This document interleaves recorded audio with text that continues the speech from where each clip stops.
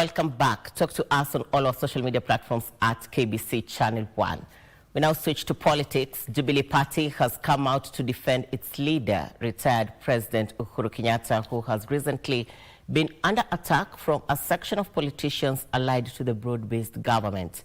Jubilee's deputy leader, Fred Matiangi, while dismissing the broad-based allied leaders, challenged them to focus on delivering services to Kenyans instead of disrespecting the former head of state with baseless propaganda. Here is that report.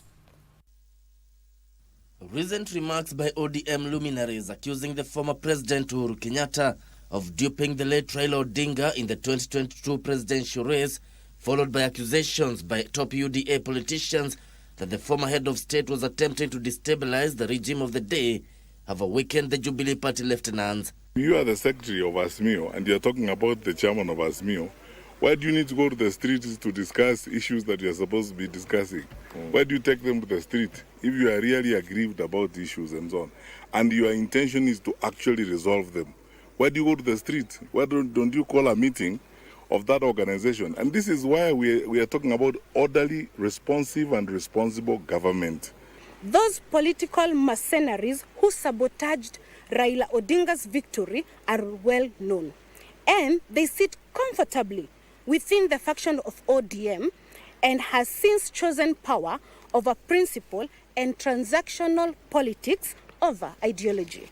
Azimio la Umoja Coalition Party Secretary General Junet Mohamed recently accused the Jubilee Party leader of sabotaging Raila Odinga 2022 presidential bid by failing to avail funds for paying agents. But the Jubilee Party, led by the deputy party leader Fred Matiangi, in response maintains resources were availed to the Azimio la Umoja Secretariat, and the Secretary General Junet Mohamed was best placed to explain how the resources were used. Resources were being given to the party, Azimio Party, for purposes of being used for the purpose they were intended, including payment of agents. One of the individuals who is in charge of managing those affairs is the SG. And you know who the SG of Azimio is and was and is even today. And if anyone has got concerns about those agents who are not paid and so on, should they then address who hired them? And that, why should it be a national issue? Why you are engaged in trivialities and petty things about which agents were paid and not paid 4 years after the election? How serious are we? The Jubilee Party further dismissed the UDA politicians who are accusing the former president of attempting to disrupt the current regime by participating actively in politics.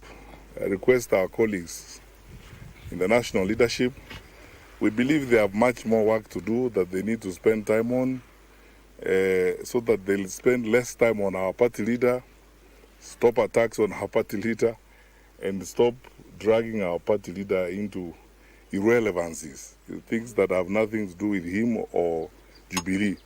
Like he said recently, he has a right in this country to talk and say what he needs to say about this nation, because never forget that he too is a citizen of this country. The Jubilee Party met in Nairobi to strategize how to rebuild ahead of the 2027 general elections. Gishoki Washira, Prime Edition.